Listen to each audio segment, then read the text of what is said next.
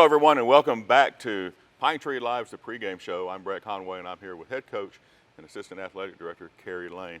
Well, Kerry, we've talked about Kilgore, and we heard all the positives that came out of that game, as well as some things that needed to be addressed. And you've had an extra week this week with the bye week. Tell us how the Pirates are doing in practice, getting ready for the next game.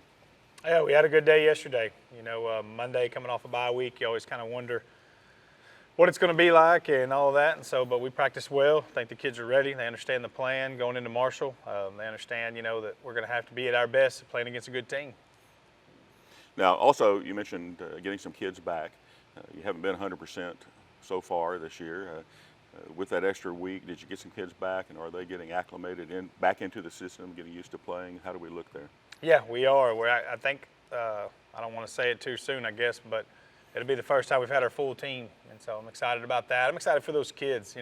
These kids work all year long to get, only guaranteed 10 opportunities to play. So anytime a kid's got to miss a game, you just hate it for them, especially the ones that we've had out, 2 seniors and then a junior that should all be back. And those kids, I've watched the work that they've done, and I've watched how much they care and how much they've put into this program, and to see them kind of get nicked up early, have to miss a few games is frustrating, but we have a great athletic trainer in Coach Dinkins and his staff, and he got them back, and they're getting healthy at the right time, and now it's time to get them in the game and let everybody see what they can do. Well, we look forward to watching them, and one of the interesting ones is you've got twins that are back now, and they both kick for you.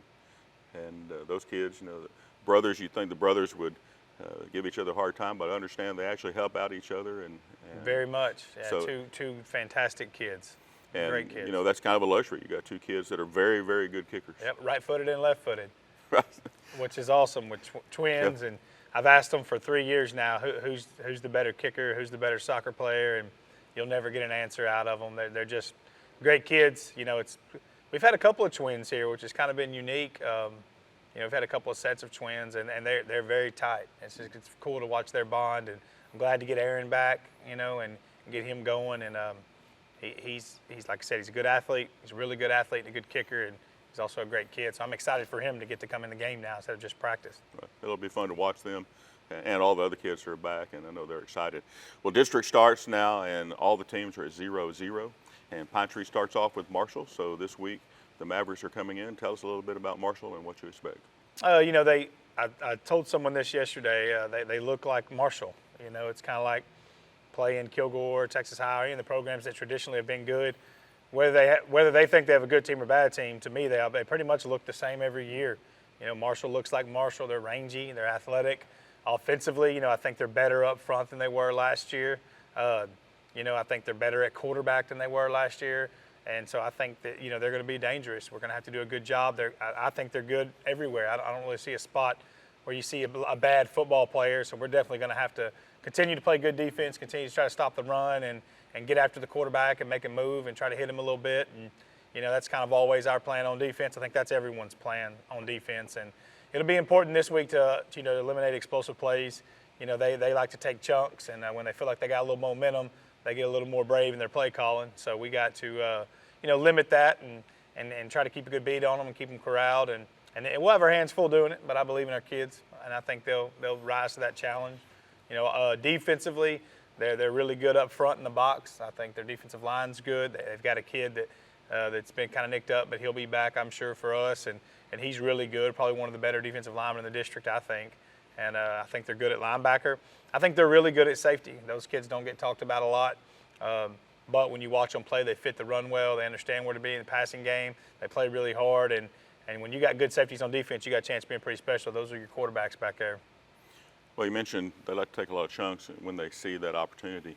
Everybody wants that first win with the first district game. And there's 4 games going on tonight, and all 8 teams want that first win. With Marshall's one of a couple of teams that this game is really important for them. Based on their last year's season, they didn't really end up where they wanted to be for the first time in quite a while. So, you talk to your kids about not letting emotions control your play. This seems to be that, Marshall may be a little bit more emotional about this game on 2 factors. One, for last year's season, but also for the last 2 times that they played Pine Tree, and Pine Tree coming in last year to their place and taking away the win. How do you see that playing as far as into your hands? Is that something that maybe y'all can use with their emotions if y'all jump out early and get in front of them? You know, I don't know. I really hadn't thought about it. That's a good question. I guess I don't spend a lot of time thinking about, I guess, what the other team's mindset is or what their thought is. I spend a lot of time thinking about, if I was them, how would I attack us? If I was them, how would I defend us? And so we kind of make sure we're kind of ready for that, staying within the parameters of what we do. But, you know, I know this. I don't want an emotional football team, and I would imagine the coach at Marshall doesn't either. And I do think they have played emotional the last couple of years. When they get on you, they got a chance to really get on you pretty good. And whenever they, you know, whenever you start hitting back, they don't play quite as hard anymore. And so I guess, you know, to answer your question, I hope they're emotional. I do. I like playing against teams like that. I think, you know, teams that play with emotion, too much emotion, I think that can be a negative. And so I try to tell our guys, you know, don't ride the highs and lows. It's intensity, not emotion. Emotion does this. Intensity's right here all the time. And just keep playing. And so, yeah, I mean, maybe it'll be an emotional game. I don't think it was last year. You know, I don't think there's any hostility or anything like that. But I do, you know, I think it'd be foolish to think that they don't want to get back at us. You know, I think they probably will come in fired up and excited, and we got to withstand that blow, and we got to settle in and play our game. And you know, and if they get too emotional, then I think that plays to our favor. Right. Well, it'll be an exciting game, and you know that you mentioned some of the kids that you have, and we talked about kickers. They do have a very good kicker in Buck Buchanan.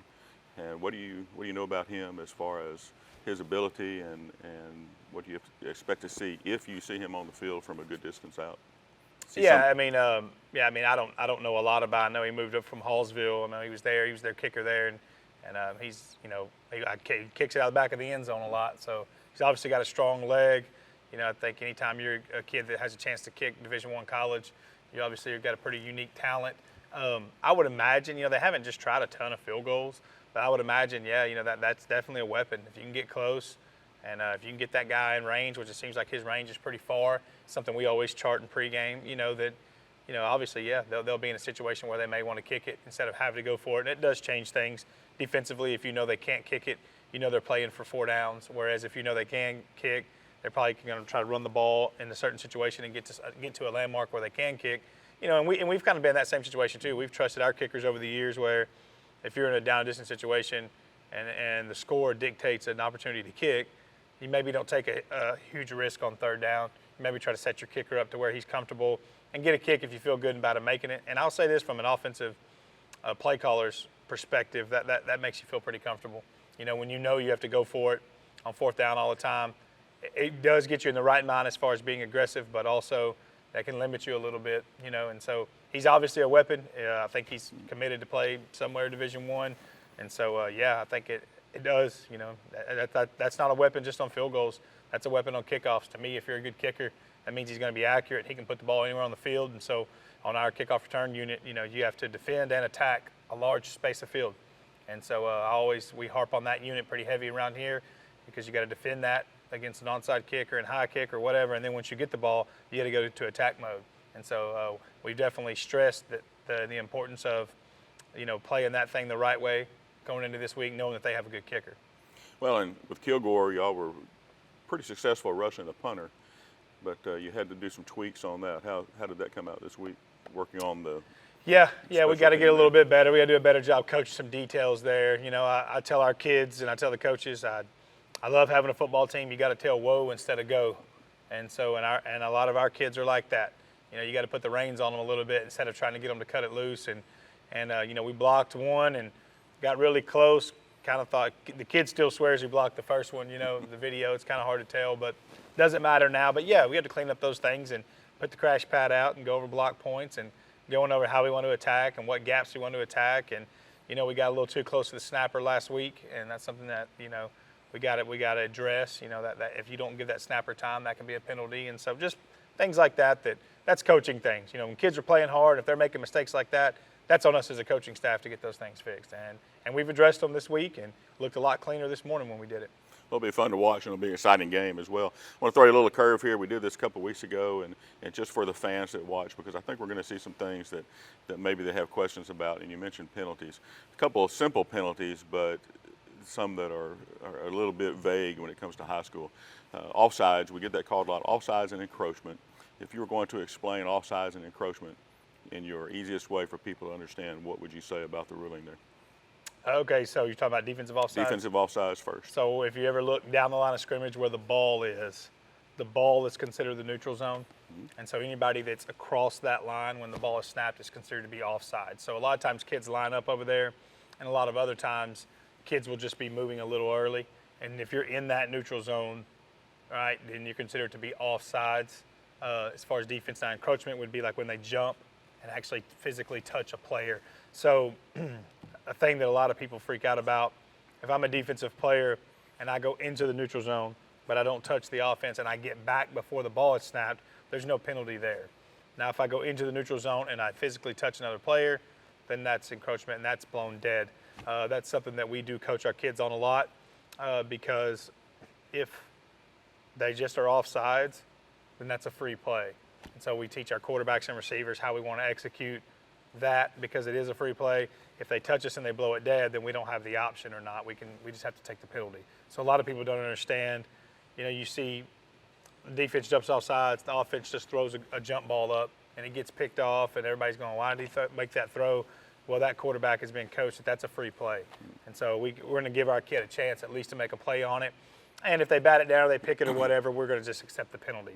Obviously, if we throw a 20-yard ball there and catch and whatever, then we're just going to decline the penalty and take the free play. And so I think a lot of times people don't understand that, and sometimes they blow it dead too fast. You know, I know we've had them off sides before, and we felt like we had a good matchup on the 50-50 ball, and the ref blows it because the ref's job is to protect the players in that instance. So if you get a free hitter coming at your quarterback, he's going to blow it before that guy has a chance to hit your quarterback. So that's always kind of a little iffy deal on the encroachment part, but offsides is pretty standard, pretty clear. Yeah.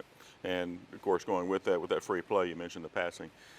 Pass interference, we're probably going to see some plays on this game that people are going to wonder why didn't they call pass interference. So let's talk about defensive pass interference first, and then we'll also talk about offensive pass interference. Yeah, you could write a book on defensive pass and offensive pass interference. You know, so the defender has a right to the ball. You know, the defender does not have a right to the space that the offensive player occupies. And so when you get into reading the actual way the rule's written, it's a lot more complex than that, but the simplest, like you said, the simplest layman's terms is that when that ball's in the air, the defense has just as much as right to it as the offense. But what you don't have a right to do is occupy or either prohibit the offensive player from making a play on the ball or getting in the space that they're currently in. So that would be whether you're grabbing, keeping them from going, or whether you're shoving them out. You always see a little hand fighting, you know, going on with good corners and good receivers.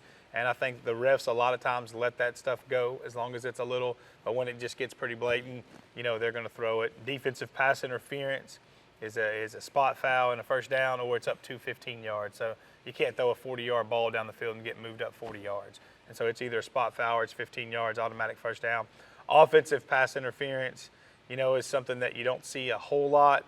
You really got to kind of shove off to get that call. Or what you see is on like pick plays, rub plays, and I know offensive coaches say, well, we're not picking, but when you run two guys in here and run a guy right off their butt, that's absolutely what you're trying to do. And anyway, so when you see that for offensive pass interference a lot more than you see the actual receiver interfering with the DB. And that's a loss of down penalty and a loss of yards. And so that's a tough one. An offensive pass interference is probably one of the harder penalties to overcome as an offense. Whereas if you get a holding, you get to replay the down, you know, and so that's a tough situation there.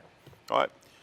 Well, some explanations there, and our fans will be ready to go book-wise for a little bit more for the game. No, man. When they throw a flag on us, they're still going to yell at them. That's the way it goes. Well, that's part of it. So yeah. Congratulations out this week before we move to finish up here. But this week, Longview had a citywide cleanup, and some of the fans may have seen the pictures, but they're out on Highway 80, some of the Pirates out helping with the Longview citywide cleanup. Yep. What do you have to say about that? It was good to see them out there taking part in that. It was. You know, I tell our kids in a world full of takers, we need some more givers. Mm-hmm. And, you know, a lot of our kids don't grow up in the environment of having, you know, maybe being taught the importance of community service. And so I think anytime we get a chance to do something, you know, I think it's good for your soul to do something for somebody that can't do anything back for you. And I tell the kids that all the time, regardless of what you believe. I just know this: when you do good by someone, you feel better, and that's not something that's just innately in us. I think that's something that was created in us. And so when the kids do that, they feel good about it, and I hope that sticks with them. I hope they understand the importance of that's what this thing's all about, the community, and not to get into the global scheme of things, but really we're all in this thing together. And so anytime we can do anything to help out, I enjoy doing it. I know the kids don't enjoy getting up early on Saturday morning, but I bribe them, I give them, try to feed them, and try to do what I can to take care of them. But I just really respect the fact that we live in a very selfish, entitled world, and the fact that kids, and not just football kids, we had several organizations in Pine Tree out with the Longview Serve Day, and that comes from the top. Our administration, Steve Cluxton, I mean, he wants our kids to be givers, and he wants and he puts his money where his mouth is. He makes the administrators get out and do it. I want to say we raise more money in Pine Tree for United Way than any other district in East Texas, and that's all from the staff just giving. And so that hopefully that becomes kind of who we are as a school, as our culture here is that we're a part of this community. We want to give back to this community, and that's not just football. That's the entire district. And like I said, that comes from Steve Cluxton 100%.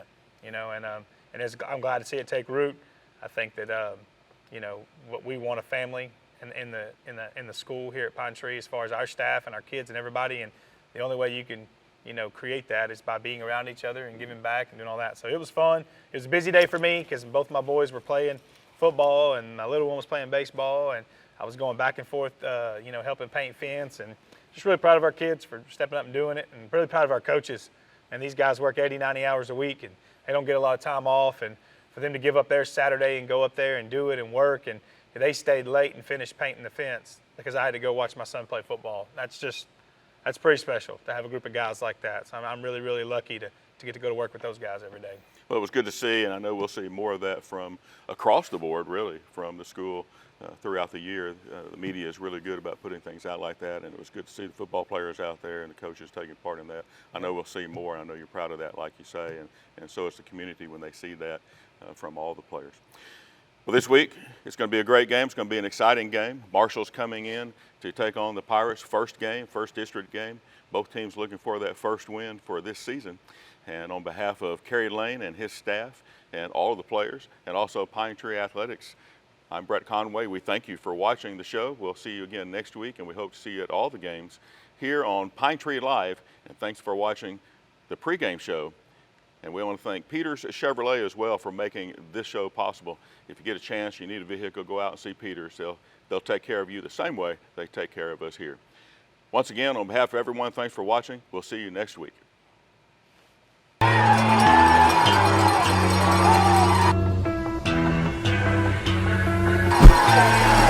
What you know about rolling down in the deep when you